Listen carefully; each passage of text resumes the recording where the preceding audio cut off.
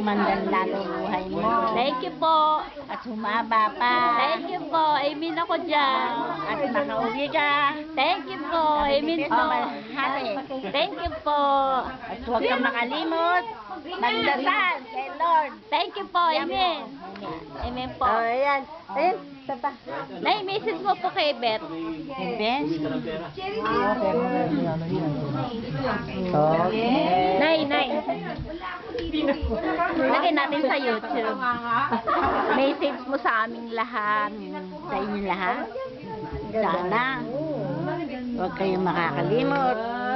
Magdasal kay Lord. At magpasalamat. Thank you po. Sa lahat ng biyayang pinagkakalob sa inyo.